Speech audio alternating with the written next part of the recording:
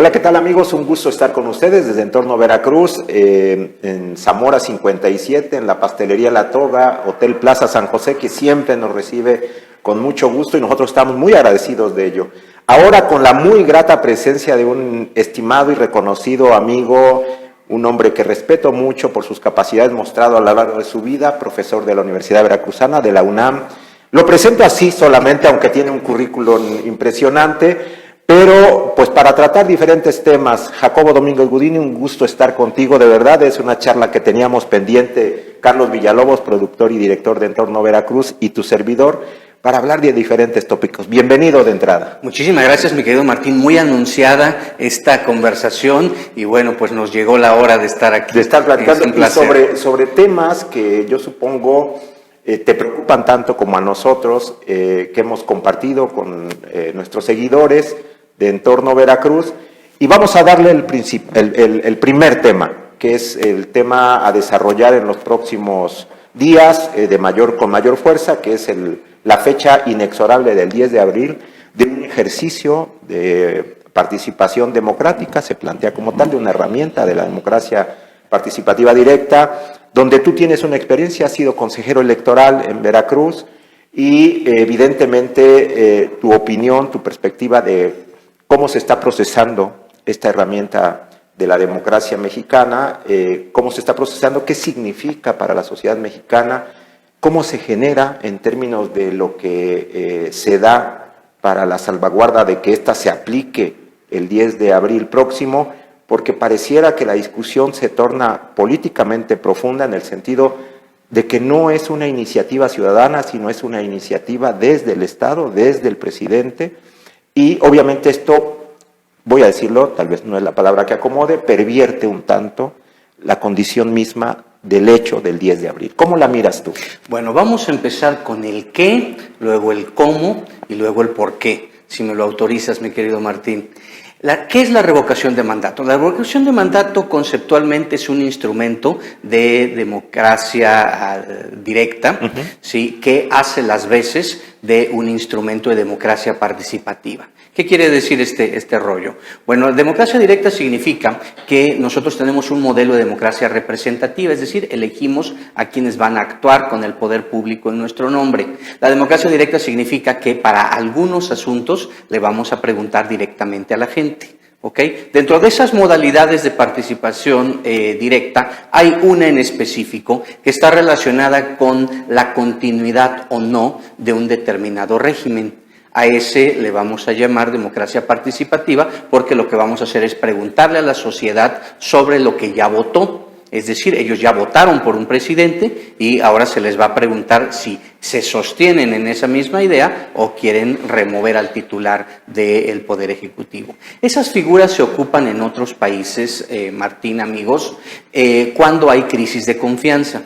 Es decir, es muy común en el modelo parlamentario que no se alcanzan los votos necesarios para poder gobernar y entonces se dice vamos a establecer un mecanismo de revocación de mandato, un mecanismo de voto de confianza para saber si quien tiene la facultad de gobernar debe seguir haciéndolo o no. ¿Okay? En un segundo momento, este tipo de cosas se utilizan para suplir alguna deficiencia que surge desde el ejercicio del poder. El modelo más común de eso es lo que llaman en Sudamérica la vacancia. La vacancia, que es declarar que el titular del Ejecutivo no cuenta con la confianza por insolvencia moral, política o lo que últimamente ha estado de moda, que hablan de incapacidad mental. ¿No? Esos son casos de excepción, no son casos, digamos, que ordinariamente tengan que hacerse, sino que es una manera de resolver última ratio, es decir, cuando ya no hay más que hacer, una crisis política. En ese sentido, lo que nosotros vamos a tener el día 16 no encaja en eso. Lo que nosotros vamos a tener el día 10, tienes razón, 10 de abril, lo que nosotros vamos a tener no encaja en eso. Lo que nosotros vamos a tener es una consulta que el propio presidente hace, ¿sí? Convocada por él, conseguidas las firmas por sus seguidores, preguntándole a la gente si quieren o no que continúe en el poder. No hay una crisis, ¿sí? De legitimidad. es un hombre que sigue teniendo más del 60% de aceptación en las encuestas, ¿sí? No hay una crisis en el Congreso. Entonces no se está cuestionando la funcionabilidad de los poderes, simple y sencillamente él lo está convocando para utilizar la ley. Y ahí hay un elemento político que es muy conveniente desentrañar. Ahora, dentro de todo este marco que justifica o no la existencia de un mecanismo de participación en cualquier democracia, pero hablando de la nuestra, de la revocación del mandato, la crítica más profunda que se le ha hecho es que para el presidente López Obrador y para sus seguidores, a los más cercanos al menos que plantean este momento, es que lo estamos utilizando políticamente en dos momentos, si me permites plantear. El primero es la situación del uso político de cara al proceso electoral que viene en los 6 estados, segundo el 24 como una especie de ejercicio, uno por allí, dentro de este apartado de la utilización del presidente en estos momentos. La utilización para justificarse personalmente, una cuestión de egolatría del propio presidente. Y por otro lado, esta visión que se tiene de que a partir de la crisis del concepto de revocación del mandato, de la aplicación en todas las líneas constitucionales por ese marcado disminución del presupuesto, es un acicate nada más contra el INE, como un instrumento de ataque, de asedio al INE, una institución reconocida, incluso más que el propio presidente, por la sociedad mexicana y que le es incómoda al presidente y a muchos de sus seguidores. ¿Cómo la miras tú? Sí, bueno, hay muchos de esos elementos. Para empezar, veamos cómo está construido el andamiaje de la revocación de mandato. Es una ley, la ley en sí misma es rara.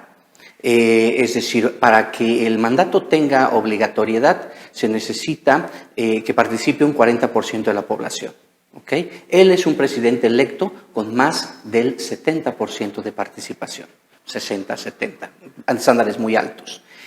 Adicionalmente, tendría que ganar el no, y la propia Constitución no establece un mecanismo lo suficientemente claro para cómo sería el relevo de un presidente. ¿Por qué? Porque ya caería la idea de un presidente sustituto para terminar el periodo, ¿sí? Que es otra regulación constitucional que nada tiene que ver con la revocación de mandato. Entonces, de entrada, el diseño constitucional está mal hecho, ¿sí? Y en caso de que se diera, provocaría, ahí sí, una verdadera crisis, que es justamente lo que en el instrumento de revocación de mandato quiere solucionar. Es decir, ahora no hay un problema de crisis. Si esta revocación se llevara a la práctica, sí habría, y lo digo con toda claridad, una crisis constitucional, porque la Constitución mexicana no tiene la salida, ¿sí? Justamente a la implementación de este tipo de figuras, por un lado. Por otro lado, lo que tenemos ahí, en mi opinión, y a lo mejor es demasiado pronto, estoy spoileando el final de la charla, pero lo que tenemos ahí es un instrumento político, en mi opinión, tendencioso. Fíjense ustedes, a mí me parece que el diseño de la revocación de mandato no es para que la usen en contra del presidente López Obrador, es para que el partido en el gobierno la use después contra un presidente que gane en una elección muy polarizada. ¿Por qué razón? Porque una elección muy polarizada, ellos por sí mismos conseguirían los porcentajes que se necesitan para aplicarlo. Pensemos, por ejemplo, en una elección que tiene el 50% de votación, ¿sí? O el 60% de votación, que asistan el 40% a las urnas. Ellos, con su sola mayoría, ¿sí? Podrían deponer un presidente. Y eso sí es verdaderamente complicado. Eso sí provocaría una gran crisis constitucional. Entonces, a mí me parece, y si vale la comparación, estimado Martín, me parece como esas pruebas que se hacen en el Océano Atlántico de las bombas atómicas, ¿sí? Sí. Bueno, pues de ese tamaño sería un cisma político si después el partido en el gobierno perdiese una elección y ocupara este mecanismo para deponer un presidente legítimamente electo. O sea, están haciendo calistecnia política. A mí me parece que sí. Oye, es muy complicado, no la había yo pensado, te lo confieso, pero creo que sí, hay razones para poder imaginar escenarios de ese tipo. Más aún cuando el discurso del presidente López Obrador se aplica en el marco de la confrontación permanente. Y en este sentido, el problema se nos profundiza en el reconocimiento de este mecanismo, porque se pervierte el sentido original y superior, que es ser una vía de la manifestación ciudadana respecto de sus inconformidades. Creo que allí, y solamente se queda en un apartado de utilización política como el que ahora estamos mirando, que al menos para muchos nos queda claro, que se está haciendo del mecanismo. Pero planteándonos el futuro inmediato, el 10 de abril lo miras con un alto nivel de participación, Jacobo, por un lado. Las consecuencias de que no se dé una alta participación implicaría mayor capacidad del presidente y de sus seguidores para bombardear al INE, porque ya los quieren llevar a juicio político a dos de sus referentes, a Ciro Murayama y a Lorenzo Córdoba, el consejero presidente, lo cual te habla de un desajuste, tal vez ya muy fuerte, preocupaciones, porque al final del día el mecanismo no es un mecanismo ciudadano, ahora, en este momento, utilizado, promovido por la ciudadanía, por la sociedad, sino por el aparato de Estado. Vemos a las estructuras del Estado, a la burocracia, operando completamente, rompiendo con la ley, que también hay que decirlo, y que allí nos gustaría mucho escuchar tu opinión después de la pausa comercial que vamos a atender. Espero que nos acordemos de las preguntas que te estoy planteando. Volvemos en un momento y agradecemos el patrocinio de nuestra heladería favorita en Coatepec, Flor de Luna. Volvemos.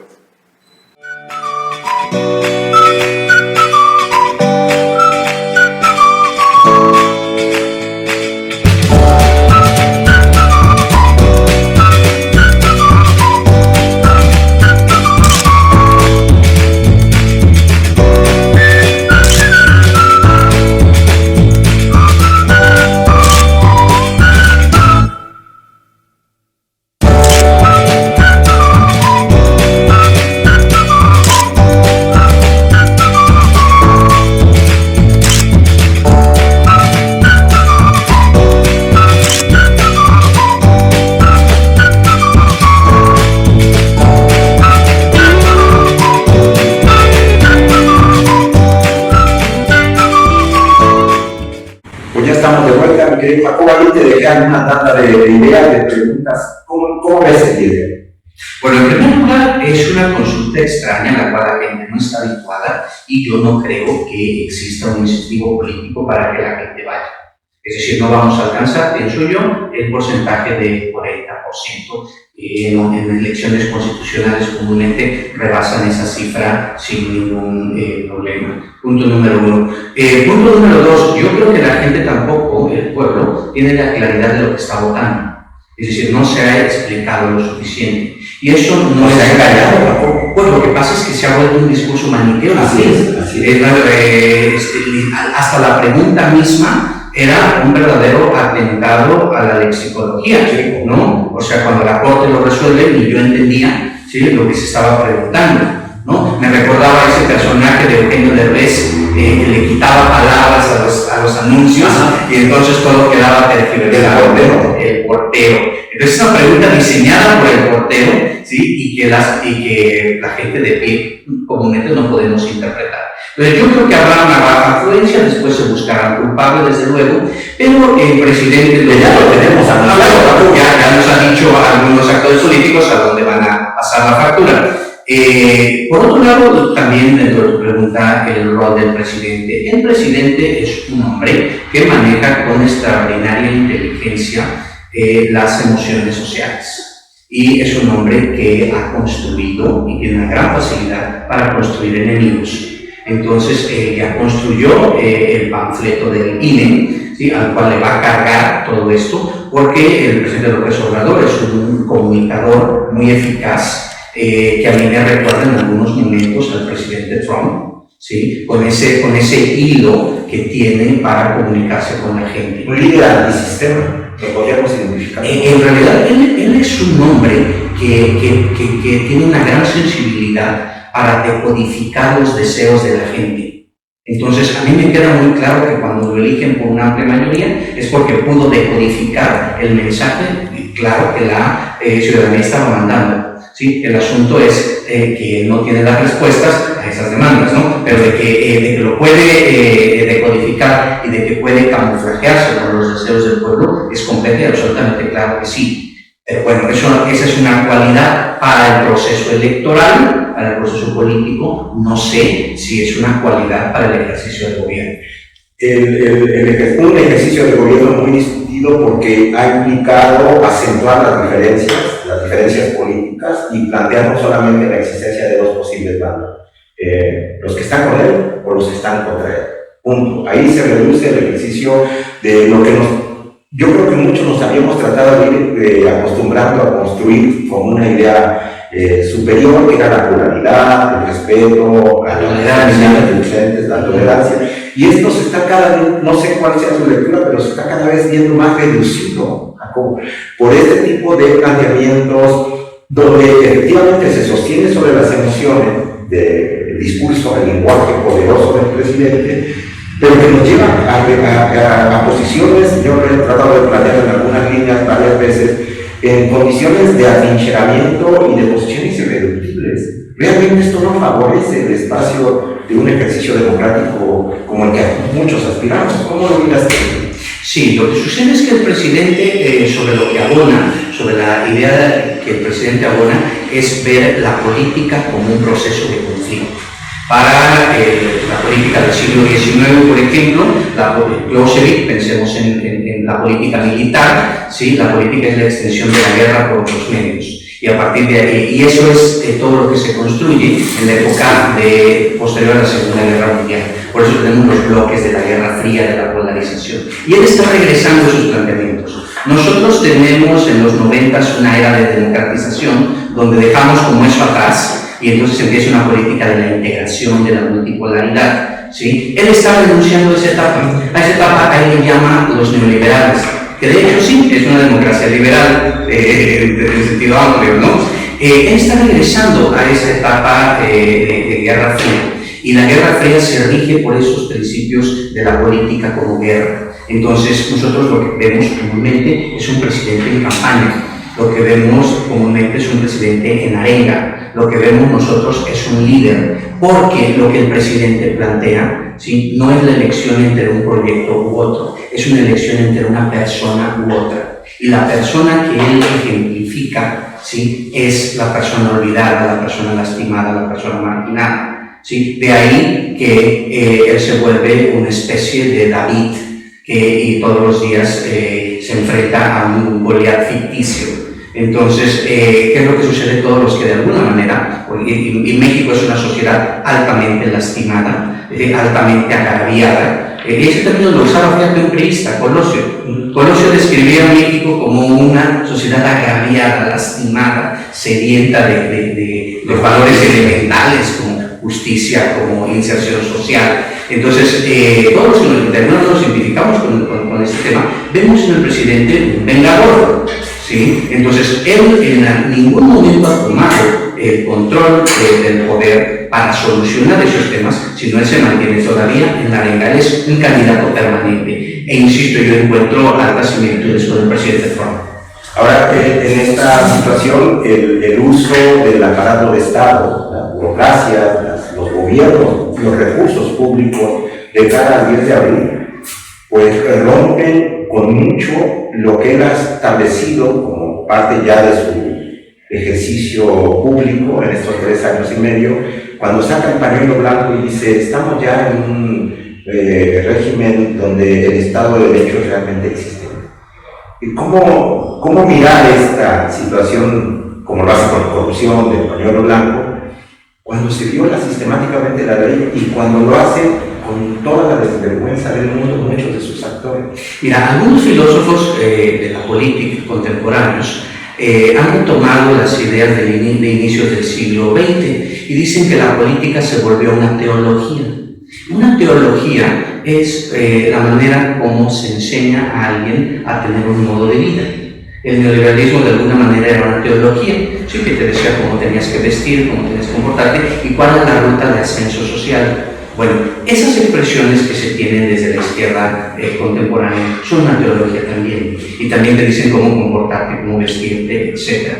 Y domina el doble lenguaje, en donde en ese contexto la ley es un elemento simplemente adicional de todo el entorno, porque lo que ellos buscan es la imposición de principios, y los principios están por encima de la ley. ¿Sí? Cuando Juárez concluye su periodo y arriba Porfirio Díaz, ¿sí? Con los científicos decían que todo el pensamiento juarista era metafísico, porque lo que Juárez intentaba era moralizar. Entonces es justamente lo que nosotros vemos. Nosotros no vemos cápsulas informativas, nosotros vemos sermones permanentes de una idea teológica de cómo tienen que funcionar las cosas. Lo que sucede es que, en mi opinión, las cosas no están funcionando de esa manera, ¿sí? Y esa teología que estamos viendo es simplemente una modalidad discursiva de control. Sí, y por control me remito a esa idea de Foucault, en donde cuando se controla el concepto de verdad, sí, en ese momento se puede controlar las distintas manifestaciones sociales. Por eso es que de vez en cuando se echan ese rollo muy popular de los otros datos, ¿no? Bueno, tan maneja y tiene asumido el presidente López Obrador el discurso de su verdad, que es la verdad de todos, que a cualquiera que discrepe lo llama traidor a la patria, traidor al pueblo, traidor a los intereses. En este marco, el asunto del 10 de abril, como momento de definiciones, creo yo, respecto de cuáles van a ser las acciones posteriores del presidente López Obrador, lo ha llevado a establecer incluso un reto. Si, aunque no se logre el porcentaje, y si salgo con votos en contra mayoritarios, me voy. O sea, nuevamente acentuando la idea de que la ley la puede pasar por alto. Esto lastima mucho la cuestión democrática y de respeto pleno al Estado de Derecho. El 10 de abril para ti es una fecha que va a establecer un momento de quiebre para el López Obradorismo. Sería una pregunta que ya nos aprieta por el tiempo que te lo damos para que también des una conclusión, querido Jacobo. Porque, la segunda pregunta, ¿cuál sería en el marco del 10 de abril la mayor o mejor u óptima situación para el López Obradorismo que fomenta la fecha, el establecimiento de la acción en nivel de participación? O sea, ¿cuál sería lo exitoso para este momento de participación del López Obradorismo, de sus seguidores? Porque recordemos que en el 18 tuvieron cerca de 30 millones de votos. Si no los logran, ¿cuál sería lo óptimo para ellos? Bueno, en primer lugar, yo reitero mi idea. Lo que nosotros vamos a presenciar el 10 de abril, ¿sí? Es un ejercicio pirotécnico, ¿sí? Pero que al mismo tiempo es un ensayo al estilo de Kim, ¿sí? Que va a lanzar la bomba atómica al mar. La revocación de mandato diseñada como está establecida es para usarlo en caso de que ellos pierdan presidencias y gubernaturas, porque con el porcentaje de votación que ellos traen les alcanzaría para deponer a gobernadores legítimamente electos. Recordemos que la revocación también alcanza a los gobernadores. Entonces a mí lo que me gustaría es que el experimento no funcione. A mí me gustaría que la bomba no explote. A mí me gustaría que ese misil que están mandando al océano, ¿sí? No funcione, para que nosotros podamos seguir creyendo en elecciones competitivas y no en esos mecanismos de escritorio para darle la vuelta a cuando pierden la elección de forma muy apretada, ¿sí? Entonces, en ese orden de ideas, yo en lo personal no asistiré a ese ejercicio, ¿sí? Y espero que a la larga se llegue a la conclusión de que no es una buena idea. Y en segundo lugar, yo quisiera hablar, si me permite un momento nada más, del concepto de revocación de mandato. La revocación de mandato es una solución de última ratio a una crisis política. Aquí ni hay crisis política, ni es una excepcionalidad de última ratio. Por lo tanto, lo que vamos a ver es simplemente un espectáculo. Y creo que perdemos más de lo que ganamos. En segundo lugar, y con esto concluyo, yo no creo en la revocación de mandato, porque yo creo que es un instrumento que ya nos ha demostrado, sí, que genera gobernabilidad. Y tenemos el caso ecuatoriano, tenemos el caso peruano, que ahora llevan ya 4 presidentes. Entonces no es un mecanismo que funcione, ¿ok? Yo creo que los ciclos deben cumplirse. Si votamos por el presidente López Obrador, que concluya su ciclo, y en 6 años, que ya está por cumplirse en el 24, tendremos la posibilidad de ratificar ese proyecto o salir de él. Pero esos experimentos a veces con esos experimentos perdemos más de lo que eventualmente podríamos ganar. Yo lo dejaría hasta aquí, Martín, y muy agradecido. Te agradecemos mucho también, Carlos Villalobos, director y productor de Entorno Veracruz, y tu servidor. No sabemos cómo vaya a salir, si con traje de luces o no al presidente el próximo 10 de abril. Suponemos que van a, como lo comentaba hace un momento, van a operar con toda la fuerza del Estado para llevar un buen número de participantes a la jornada. Vamos a ver para qué alcanza, pero me preocupa que al final del día el gran pagano, más allá de las rentas que pueda tener el López Obradorismo como tal, el gran pagano de esto sea el INE, que le puede pasar lo que en Coatepec, no sé si en Jalapa también se dice, Jacob, decimos que como le puede pasar lo que al cohetero, al INE, ¿no? Si truena, le chiflan, y si no truena, también le chiflan. Es decir, si sale bien, pues lo van a chiflar porque, y si sale mal, le van a chiflar peor. Entonces hay ahí una lógica muy perversa detrás de todo esto y que nos preocupa mucho. Pues hay que seguirlo con detenimiento, y en otro momento hablaremos del profile, el perfil del presidente López Obrador. Él es como el cavernario galindo de la política. Él se crece ante los chiflidos, ante las mentadas de madre, él se conecta rápidamente con su público, ¿no? Y es un personaje digno de que lo analicemos, porque es el nuevo perfil del político mexicano. Tenemos un montón de ejército de clones de López Obrador deambulando por las calles de todo México. Así es. Bueno, vamos a hablar de eso y de otras cosas, de lucha libre, de la América, por supuesto. Tampoco tenemos que estar platicando en una segunda vuelta que sin duda nos dará mucho gusto tener contigo. Muchísimas gracias. Pues a todos muchas gracias por su participación, por su presencia, por estarnos viendo y siguiendo. Gracias a los patrocinadores, a la Toga, a los de Plaza San José y a todos los que nos apoyan para establecer este proyecto para todos ustedes. Muchas gracias y hasta pronto.